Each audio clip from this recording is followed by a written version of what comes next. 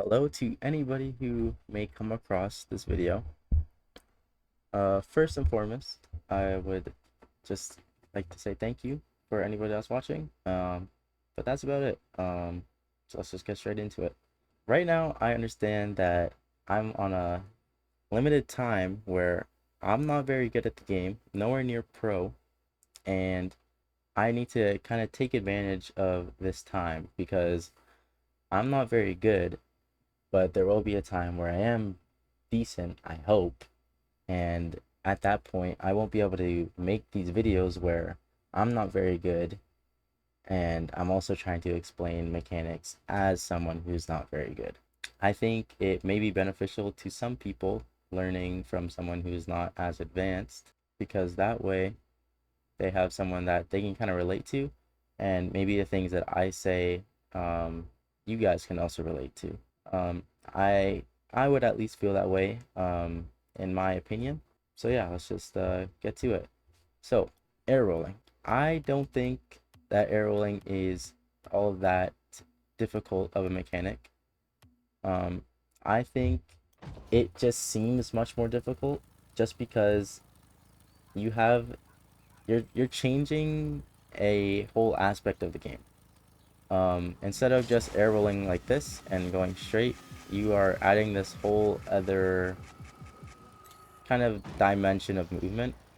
Um, I'm not gonna get fully into that because I couldn't uh, couldn't confidently tell you guys about it, so I'm not gonna go ahead and act like I can.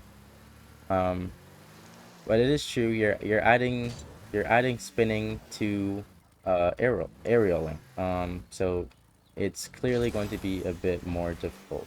Um, but anyways, the things that I think you'll need in order to kind of learn this in the fastest way possible is obviously having a directional arrow binded, whether that's left or right. After that is kind of basic aerial mechanics, kind of just flying, fast aerials, hovering, and flying backwards, I think will be quite useful as well. After that, it'll be getting more into the spinning aspect where you are spinning and finding out where pulling your joystick is going to put your car. So if I put my joystick in a certain direction, I want to know if it's going to put me left or if it's going to put me right. And then your last step is just going to be practice, which will be the most tedious and probably the most difficult, just considering you are sitting there in training, spinning in circles for hours on end.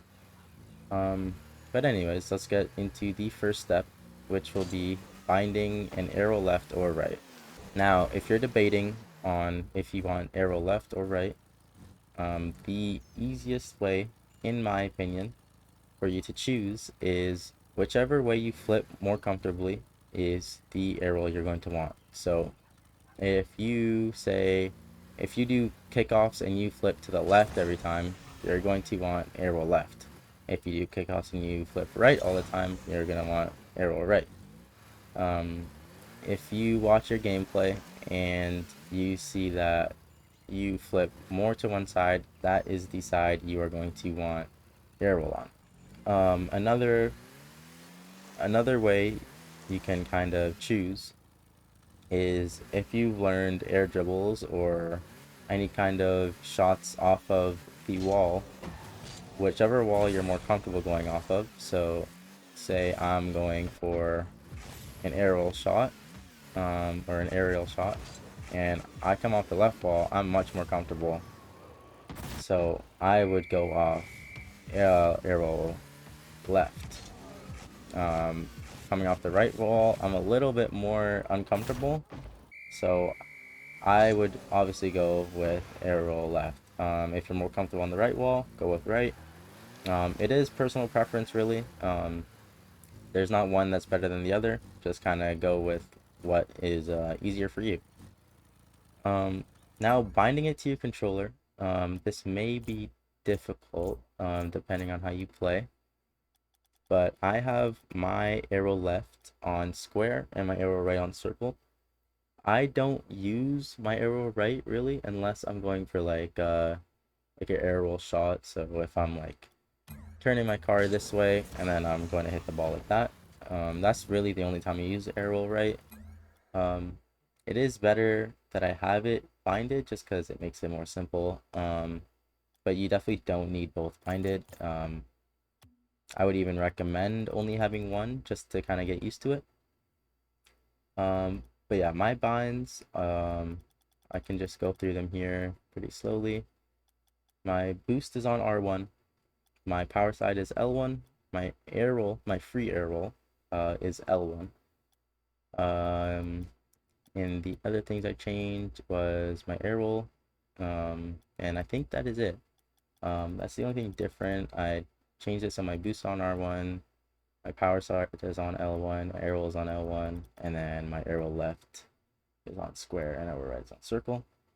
Um, binds and which one you choose is 100% going to be your preference. So just kind of go with what's better for you. Anyways, let's get into the second part. You just need to kind of have decent aerial mechanics. If you can aerial and you can hit the ball pretty consistently, I would say that's good. And then again, air rolling and being backwards and hitting the ball consistently, that is what you're going to need as well. And then hovering is also going to greatly help you when you're trying to learn this, because learning which way your car is going to go, you kind of need your car to be in one spot in order to kind of get your brain to recognize those patterns. So like right there, it's just a little bit easier for you in my opinion. But that's about it. I'm not gonna go in depth about how to do these aerial mechanics. In my opinion, they're not all that hard. You're just kind of learning how to hit the ball while your car is in these different orientations.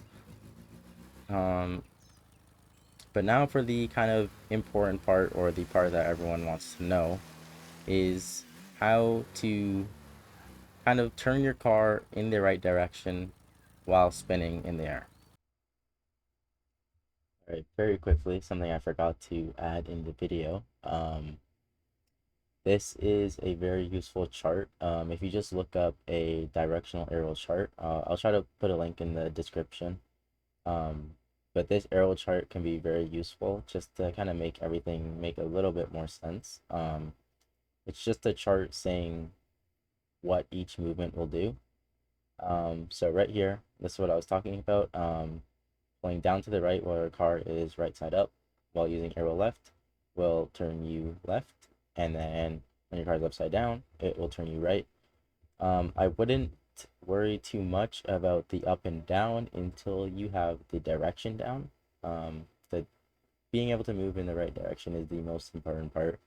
So I'd focus on this, and then for everyone that's using arrow right, there's also one here. I am not very well versed in arrow right, so I am not going to speak very much on that.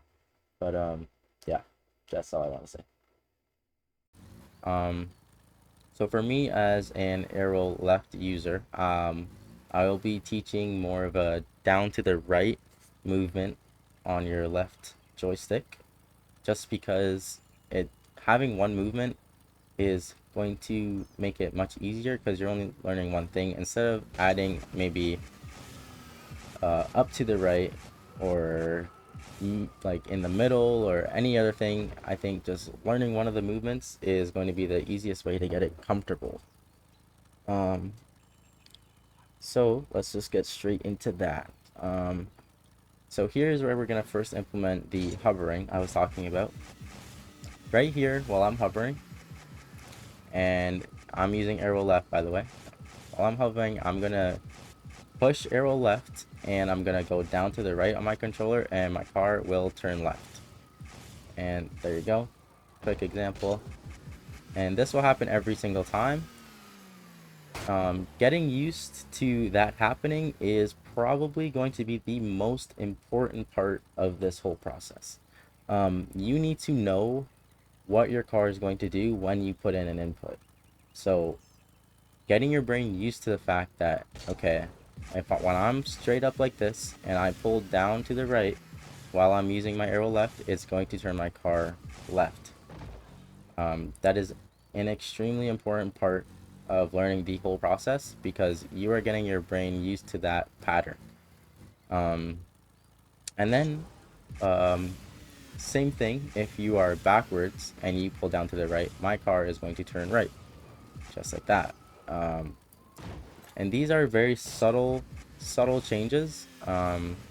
You'll kind of notice that turning left like this, you kind of lose control. Um, and I still have that problem where if I'm turning left like this, I am completely losing control. I'll have a tough time recovering. But if I turn left like this, my car is still turning. I can bring it back where I'm still flying. Now I'm just flying left. Much easier for me to turn that way, in turn to just kind of flying like this and then going like this. It's a little bit more difficult without using air roll. I think that is kind of the big part of using a directional air roll is kind of being able to move your car a little bit more comfortably. Because being in this kind of 2D front, backwards, left, right is a little bit more difficult when you're kind of trying to recover. Um, but yeah, all right. So it's really simple. Um, when you are flying with your car in this neutral position, I'll call it, and you pull down to the right, you're going to turn left. It is really that simple. And then when you're here and your car is backwards and you pull down to the right and you're using your arrow left, you are going to turn to the right. It is really that simple. The hard part is getting used to those movements. What I recommend doing, um, for those of you on PC, definitely download rings maps. There's plenty of videos online on how to get rings maps, either on Bacchus mod or doing it through Lethamir's custom maps. Um, I would just practice in those. That's your best bet. I'm just gonna show pillars for console players because this is where I first learned, because I was on console when I first learned how to do air roll. Alright, so what you're gonna do when you get into pillars is simply get used to those inputs, those down to the right or down to the left if you're using arrow right, inputs. So for me, using down to the left, I'm gonna go around the right side, and then when I'm here and I need to turn left, I'm gonna pull down and to the right while holding arrow left, and my car is gonna turn left. And I'm just gonna keep practicing this until it's fully kind of cemented in my brain that when my car is in this position, my car will turn right no matter what, and my brain has no doubts about that, and my hands have no doubts about that. It'll just kind of become second nature, kind of how anything else in the game is. After that, once you have that part down where your car is in this neutral position and you can turn left consistently, that is when you're going to want to start adding in pulling down to the right when your car is backwards or upside down, however you want to call it. When your car is in this position here, you want to know that you can turn right. So now I'm flying here and I'm pulling down to the right to turn. And you're just kind of just keeping doing that over and over and over. And again, I am not perfect at this mechanic. That just goes to show that it takes a long time. I moved a whole entire console to kind of get better at this mechanic. Obviously, I didn't move to PC to get better at air rolling, but it just shows that it will take time. I probably have about 100 to 200 hours of air rolling right now, and this is kind of where I'm at. But yeah, like that's really all there is to air rolling. The last part is just practice. You are going to spend hours looking at this map for you console players. I feel bad for you and I feel for you. Don't get me wrong. I was in your shoes at once. But for you PC guys, get into those rings maps, and keep spinning. I hope this was beneficial. If anybody has questions, feel free to ask them in the comments. I will always be happy to answer anybody. If you guys want to send me clips of your air rolling and think that me giving you some pointers might help you, feel free to send them to my TikTok. It'll be in the bio. Other than that, good luck to everybody trying to learn this. And yeah, have fun. Bye.